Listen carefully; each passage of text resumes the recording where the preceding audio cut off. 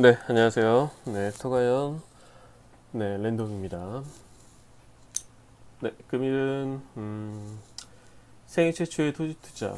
네, 이것만큼은 알자. 두 번째 시간, 파트 2 용도 지역에 대해서 말씀을 드려보겠습니다. 아, 단순히 용도 지역의 정의에 대해서, 종류에 대해서 설명을 드린다는 게 아니고요. 실제 저희 토가연에서 모든 교육하는 내용들은 필드, 실무에서 이루어지는 것들을 바탕으로 여러분들이 토지 투자 행위를 하는 데 있어서 어떤 과정이나 아니면 심적인 결정에 있어서 바탕이 되는, 네, 말 그대로, 네, 필드에서 있는 것들을 말씀을 드리는 겁니다. 그러니까 용도 지역에 대한 21가지 종류라든가 각각에 대해서 건축행위라든가 정의 같은 것들은 각자 네이버에서 검색만 하면 다 나오기 때문에요. 네, 여기서 용도적 정의에 대해서 설명을 드리는 것은 아닙니다. 그리고 한 가지 파트 2에 대해서 말씀드리기 전에요.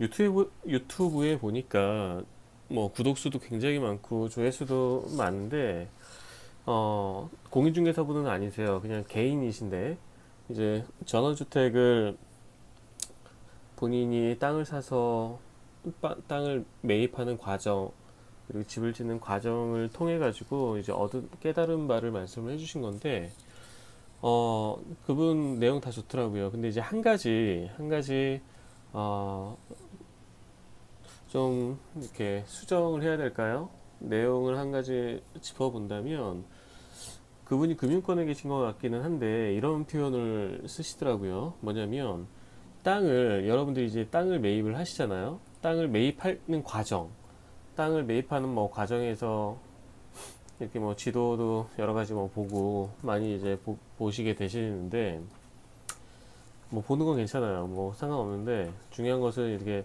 땅의 등기부등본을 떼 보면은 어떠한 땅들 있지 않습니까? 이러이러한 땅들의 등기부등본을 다 떼 보면 땅 주인이 대출을 받은 경우에는 금융권에서 근저당이 설정이 돼요. 채권 최고액부터 이렇게 표시가 되는데 그분 논리대로라면 이제 이렇게 설명을 하시더라고요. 예를 들어서 이러한 땅들의 등기부등본을 띄워봤는데 근저당, 즉 대출받은 금액이 굉장히 많다. 땅에서 이빠이 최대한 뽑아냈다. 그러면은 매수자가 오히려 칼자루를 쥐고 있으니 땅 주인은 돈이 급한 사람이므로 똥줄이 탄다. 그쵸? 네, 땅 주인은 이 땅에서 대출을 최대한 뽑았는데, 네, 이 땅을 지금 팔려고 한다는 이야기는 땅 주인은 지금 몹시 급한 상태다. 그러니까 매수자가 갑의 위치에 있기 때문에 가격을 후려치거나 네, 뭔가 그렇게 할 수가 있다. 네, 이렇게 말씀을 하시더라고요. 결론부터 말씀을 드리면요. 그게 반은 맞고 반은 틀린 얘기예요. 어떤 경우에 반은 맞냐면은 실제 땅 주인이 정말 급한 경우가 있어요.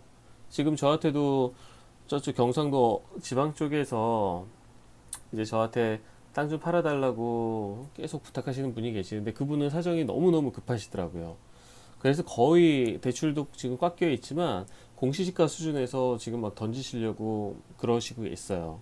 이런 경우에는 맞아요. 매수자가 좀 더 우위에 있는 위치에서 가격을 흔들 수는 있겠지만 자, 어떤 경우에 또 반은 틀리냐면 자, 이런 경우에요. 뭐냐면은 실제 여러분들한테도 해당이 되시는 분들이 많으실 텐데 토지에 투자하시려는 분들은 예를 들어서 5억 현금을 은행에 예금으로 넣어놓고 있다고 하더라도 5억짜리 땅을 살 때 현금으로 100% 사는 경우는 제가 거의 보지를 못했습니다. 네, 투자의 기본이죠. 네, 내 돈을 다 몰빵해서 사용하는 게 아니라 내 돈을 기본 베이스로 해가지고 지렛대를 이용을 하는 거죠.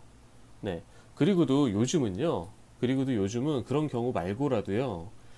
아, 토지를 처음에 땅을 사자마자 개발행위를 무조건 생각을 해야 됩니다.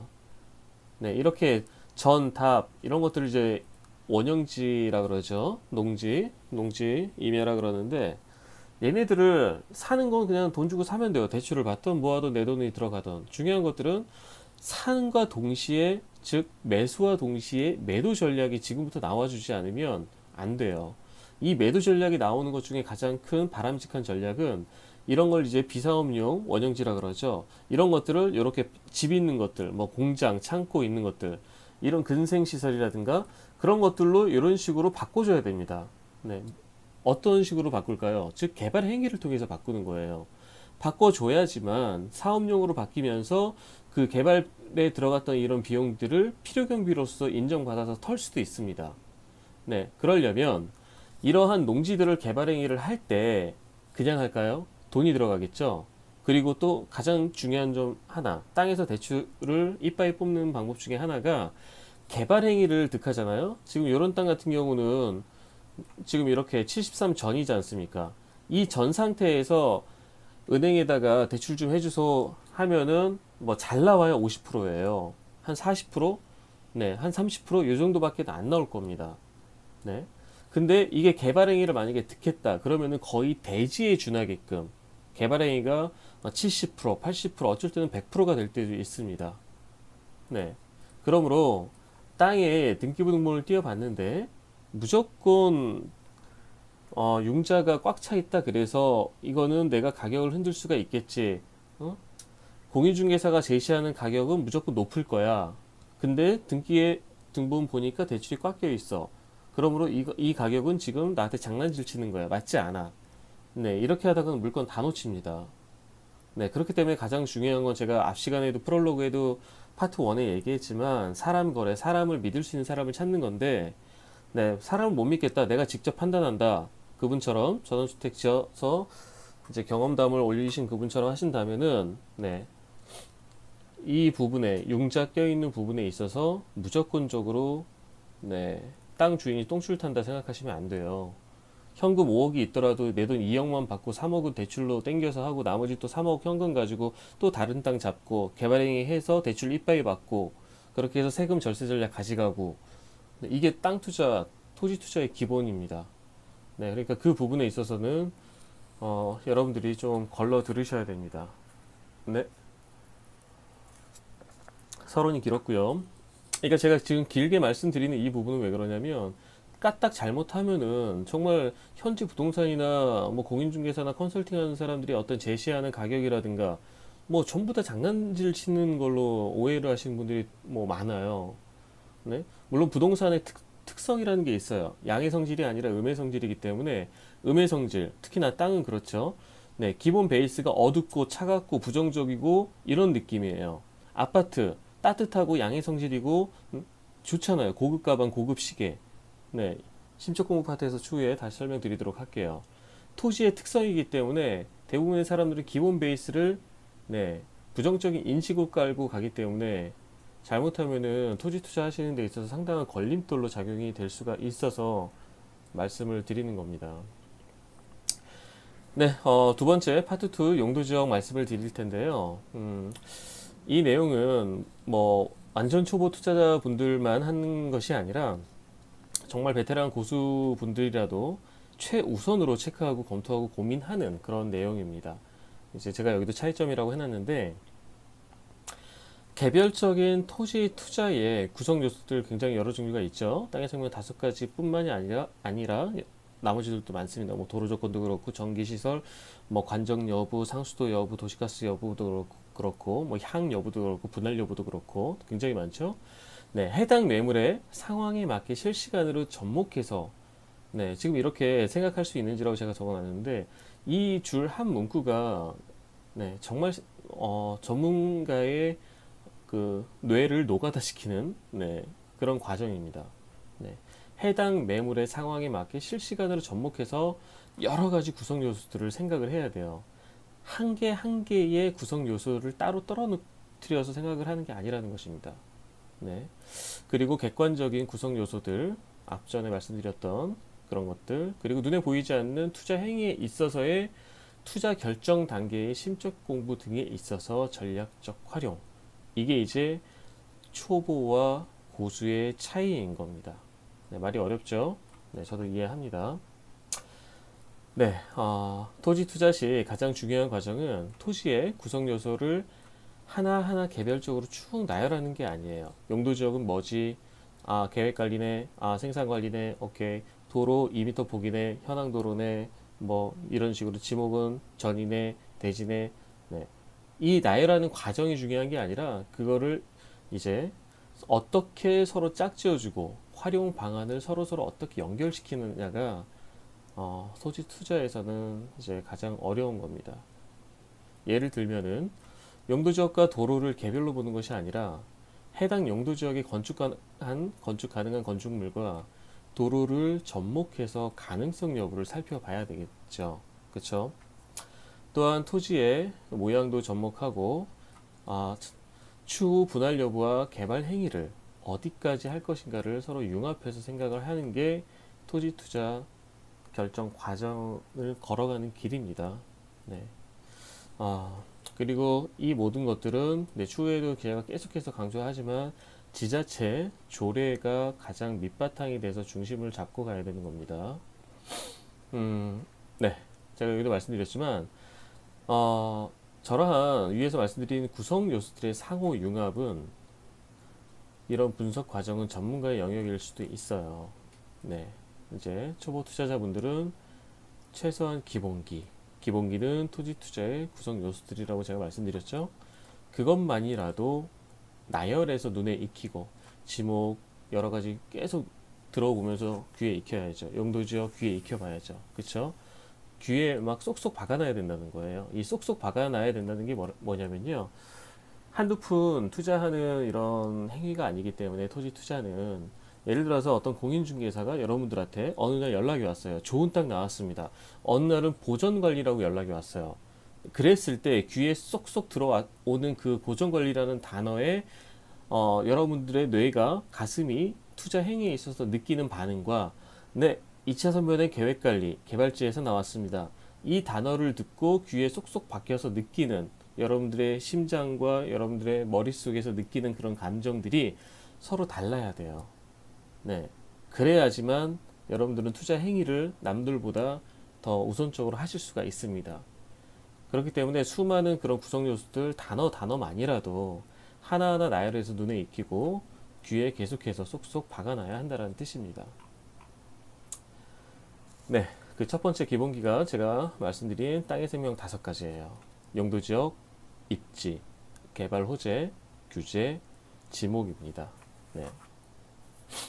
구체적인 하나하나 지금 이제 토지가치평가연구소에서 이제 말씀을 드리는 거고요. 자, 첫 번째로 제가 용도지역을 놔뒀어요. 용도지역 놔뒀고, 제가 여기 써놨지만 다른 건 다 잊어도 이제 이 위 단어, 용도지역이라는 단어만큼은 꼭 명심하시기를 바란다고 적어놨습니다. 토지 투자하시는 분들이 지목은 알아도 용도지역이라는 단어는 정말 거의 모르세요. 네, 용도지역이 뭐예요? 제가 이렇게 땅 주인들한테 여쭤보시면 저한테 매도 의뢰를 하시는 분들이 예, 논으로 쓰고 있어요. 지금은 밭입니다. 이런 식으로 많이 얘기를 해요. 네, 그거는 지목을 얘기하는 거예요. 용도지역 하나만 알고 있어도 현지 부동산 문 열고 들어가서 무시는 안 당합니다. 오히려 부동산에서 좀 놀라게 되죠. 야, 이 사람 초짜는 아닌가 보네. 어설피 설명하면 안 되겠다 하고 긴장을 합니다. 용도지역 자체 설명 패스한다 그랬죠. 네, 자 이렇게만 기억을 하세요. 용도지역을 건축하기 위한 이제 용도지역은 건폐율. 네, 건폐율은 뭐냐면요. 예를 들어 땅 100평이 있으면 이 땅 100평에 바닥 면적을 몇 평까지 건물을 지을 수 있는가, 이걸 건폐율이라 그래요. 용적률은 그 바닥 면적 몇 평까지 지을 수 있는 거에서 이제 수직으로 1층, 2층, 3층으로 얼마만큼 높일 수가 있는가. 네. 이걸 정해 놓은 게 이제 건축 가능한 건축물을 구분하는 개념이 용도지역이다. 그냥 이렇게 아세요. 더 이론적이고 학술적인 내용은 네, 책이나 검색하셔서 배우시면 됩니다. 자, 예를 들어서 어떤 용도지역은 농사만 지어야 돼요. 어떤 용도지역은 아파트 이상을 지을 수 있는 허가가 떨어지고요. 어떤 용도지역은 오직 한 세대만 사는 네, 판교의 온중동 단독주택 단지, 고급 단독주택 단지 있잖아요. 그런 허가만 나고, 어떤 용도지역은 또 식당, 네, 식당인데 또 술 파는 식당이 허용이 되고, 어디는 일반 창고가, 어디는 농업용 창고만 허가가 되고, 어디는 공장이 또 허가가 되고, 네, 이해가 되시죠? 네. 자, 이게 요 정도만 여러분들은 그냥 필드에서 요 정도로만 알고 계시면 돼요. 그러니까 용도 지역은 내가 처음에 땅을 알아볼 때 이 땅에다가 어떠한 최유효 활용 방안, 어떠한 행위를 할 수 있는가의 가장 기본 베이스가 되는 겁니다. 그러니까 개발 호재에 혹하면 안 되겠죠. 개발 호재에 혹했는데 알고 보니 절대 농지야. 네. 이러면은 나도 모르게 장기 투자자로 묶여버릴 수가 있습니다. 자, 토지의 쓰임새를 말한다 생각하면 됩니다. 자, 땅을 알아볼 때 이렇게만 기억을 하세요. 자, 이게 중요한 내용입니다. 자, 우선적으로, 자, 지금 이 내용은 완전 초보 투자자들을 대상으로 하는 거기 때문에 이 내용은, 네, 명심을 하시기 바랍니다. 네. 자, 첫 번째, 용도 지역에 보존이라는 글자가 들어가 있다. 용도 지역뿐만이 아니고요. 여러분들이 토지 투자를 하시는 데 있어서 공인중개사나 어떤 컨설팅 하는 사람이 어떤 서류 제시를 했는데 그 서류 안에 보존이라는 글자들이 보인다. 그러면은 긴장을 하고 전문가에게 꼭 문의를 하시기 바랍니다. 자, 우선 용도 지역은 보존 녹지, 보존 관리라는 게 들어가 있으면 우선은 패스하세요. 네, 우선은 제가 지금 우선은이라는 걸 강조를 하고 있어요. 네, 초보 투자자들은 우선 패스를 하시기 바랍니다. 그리고 농림지역, 자연환경보전지역, 용도지역도 우선 패스하시기 바랍니다. 특히나 농업진흥구역이라고 써 있으면 완전 패스하시고요. 소위 옛날 말로 절대농지라고 하는 건데 패스하시는 게 여러분들한테는 돈을 지키는 길입니다. 그리고 여러분들께서도 봐야 하시는 용도지역은 서류에 토지이용계획 확인원에 자연녹지, 생산녹지라고 써 있다면 좋은 거예요. 얘네들을 도시지역이라 그러는데 이것들은 좋은 여러분들의 투자 대상이 되는 용도지역이 됩니다. 그리고 이제 비도시 지역이라 그러는데 이제 계획 관리, 네, 계획 관리. 여기다 한 가지 더 집어넣죠. 이게 빠뜨렸는데 생산 관리도 있어요. 생산 녹지도 있다면 생산 관리도 있습니다. 생산 관리, 계획 관리, 이렇게 보전 관리가 네, 삼총사예요. 네. 그리고 자연 녹지, 생산 녹지, 보존 녹지도 삼총사. 그러니까 녹지 삼총사가 있고 관리 삼총사가 있는데 네, 녹지와 관리 삼총사 중에서 보존자 들어가는 놈들은 우선 나는 제외하겠어. 이렇게 생각을 하시기 바랍니다. 아, 제가 여기도 지금 우려스러워서 댓글 거시는 분들 때문에 적어놨지만 지금 이 글을 보고 이 영상을 지금 보고 계시는 분들은 토지 투자 경험이 있거나 어느 정도 전문가 분들은 전혀 네버 전혀 동의를 못 하실 거예요. 네, 충분히 저도 100% 동의합니다. 네, 위에 제가 써놓은 이 박스 안에 내용을요. 네. 근데 여러분들이 초보라면 여러분들이 돈을 지키는 길이니까 그냥 그렇게 우선은 알고 계시기 바랍니다. 네, 우선 패스하시라고 얘기하는 거예요.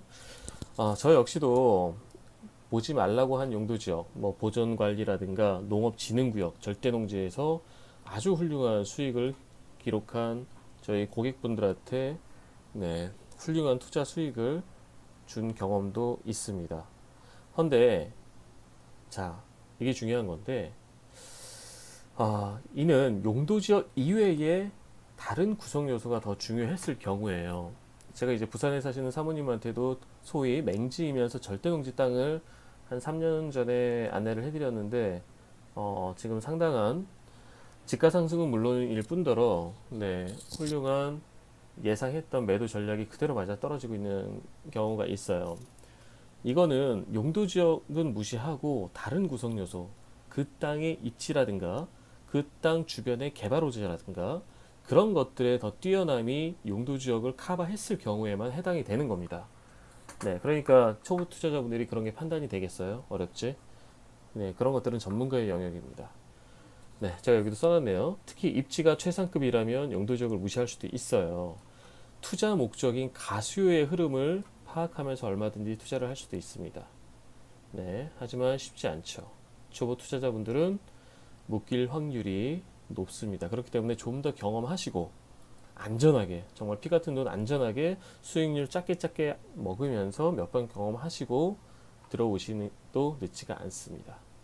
자, 용도 지역은 자 되도록이면 계획 관리를 살펴야 한다. 이거는 뭐 기본 중에 기본이죠. 도시 지역에서는 주거지, 상업지. 근데 여러분들이 주거지, 상업지를 만나기는 대단히 어렵습니다. 주로 이제 택지 쪽에서 네, 많죠. 네, 하지만 개발지에서도 어떤 주거지나 상업지 쪽에서는 괜찮은 물건이라는 분석이 된다면 네, 적극 투자 행위를 하셔야 되겠지만 대부분의 여러분들은 비도시 지역의 관리 지역, 네, 생산 관리나 계획 관리를 많이 만나게 되실 거예요. 네. 주로 이제 물가라든가 자연 환경이 좋다 이런 쪽으로 가실 때마다 이제 보전 관리 쪽도 많이 만나실 텐데 보전 관리도 집은 얼마든지 지을 수가 있어요. 개발행위 가능하지만 거기서는 어떠한 투자 가수요보다는 내가 전원 생활을 하려는 실수요의 수요가 더 많습니다. 그렇기 때문에 용도 지역의 중요성이 아닌 주변의 환경이라든가 이런 것들이 용도 지역을 커버할 수 있는 그런 장점이 더 있어야 합니다. 네. 자, 제가 용도 지역은 되도록 계획 관리를 살펴야 한다고 해놨고, 그리고 여기서 또 써서 강조를 하고 있죠. 네, 용도 지역은 건축 행위에 대해서 가능한 어떠한 그런 사항들을 열거해 놨지만, 실전에 더 들어가면 중요한 것은 해당 지자체의 건축 행위 조례입니다. 그러니까 꼭 네, 구청이나 시청에 문의를 하셔야 돼요. 똑같은 용도 지역이라도 조례에 따라서 건축 행위가 달라집니다. 그러니까 여기 계획 관리네. 그러니까 예를 들어서 뭐 당진에서 알아봤던 계획 관리랑 여주에서 알아봤던 계획 관리 네, 틀립니다. 네, 건축 행위 자체가 틀려요. 그러니까 똑같이 판단을 하시면 안 된다라는 거예요. 공인중개사분이나 담당 공무원분께 문의를 하시기 바라고요. 심적 공부에서 제가 언제도 한번 얘기를 한번 다루긴 하겠지만 또 공무원분 말씀을 하나님 말씀으로 떠받치시면 안 됩니다. 네, 공무원분들을 모르신다라는 게 아니고요. 여러분들이 공무원분들은 답변을 해주시는 데 있어가지고 여러분들이 질문을 하는 방향 그대로 답변을 해주세요. 이게 학교 다닐 때 공부를 잘하신 분들은 아실 거예요. 선생님한테 질문을 할 때 이런 식으로 질문하면 이런 식으로 답변이 오고 이런 식으로 질문하면 이런 식으로 답변이 옵니다. 더군다나 책임 여부가 책임을 지지 않게끔 답변을 하셔야 되는 공무원들 입장에서는 여러분들이 더군다나 전문 지식을 갖지 않고 여러분들 자체도 혼동스러운 상태에서 질문을 이런 식으로 하면은요 담당 공무원분께서도 그 질문에 대한 답변만을 해줄 수밖에 없어요. 네, 이거는 경험을 해보셔야 됩니다. 지금 제 말이 어려울 수도 있는데 그쵸? 그리고 마지막으로 용도지역은 개인이 돈을 들여서 바꿀 수 있는 것이 아닙니다. 네, 지목 변경과 네, 혼동을 하시는데 지목 변경은 땅 주인이 돈 들여서 얼마든지 마음대로 바꿀 수가 있어요. 근데 용도지역은 여러분들이 마음대로 바꾸는 것이 아닙니다. 자, 용도지역이 상향이 되면 상당한 토지가치 상승이 이루어지게 돼요. 네, 1종 1번 주거지가 네, 2종 일반 주거지로 바뀌면 이제 아파트를 지을 수 있는 그런 가능성이 있는 땅으로 바뀌는 것이죠. 그래서 사람들이 역세권 투자 많이 하죠.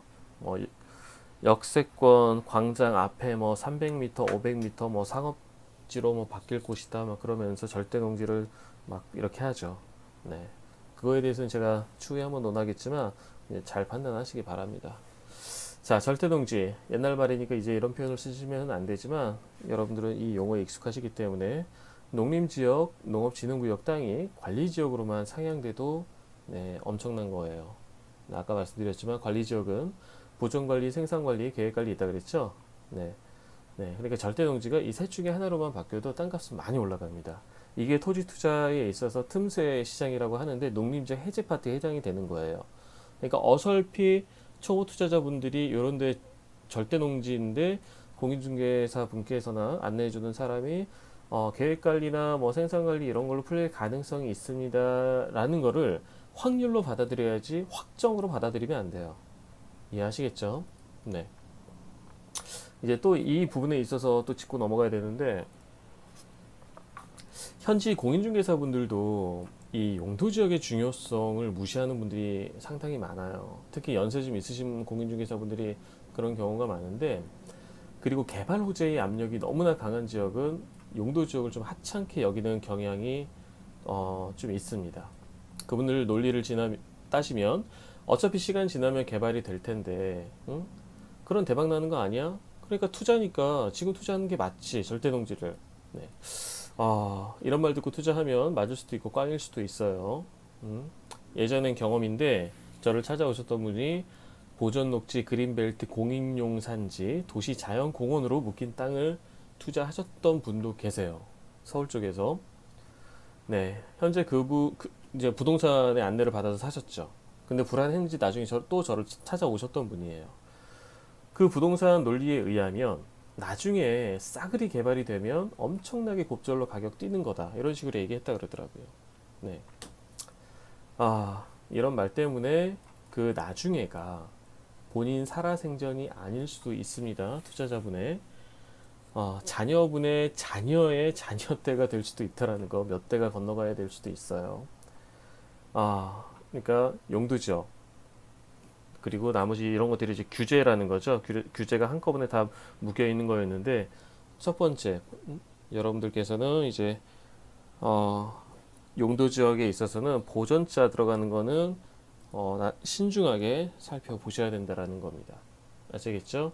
네, 다음 시간에 입지에 대해서 또 한번 말씀을 또 드리도록 하겠습니다. 네, 내용이 유익하셨다면 네, 구독 눌러주시고요. 카페나 블로그도 방문하셔가지고 여러 가지 또 참고되는 사항 네, 살펴보시기 바랍니다. 미세먼지 너무 심했던 것 같아요. 이 글 쓸 때만 해도. 그리고 처음으로 올해였나요? 네, 400 그 미세먼지 수치가 넘었었죠. 실제 진짜 뉴질랜드 이민을 한번 알아봤어요. 근데 투자 이민은 25억인가 너무 비싸더라고요. 그래서 말레이시아로 가야 되는 건가? 말레이시아는 아시아권에서 공기가 가장 좋은데 많이 싼 것 같더라고요. 네, 또 비싼 건 또 비싼 것 같아요. 말레이시아 어떤 지역에 따라서도. 네, 이상 마치겠습니다.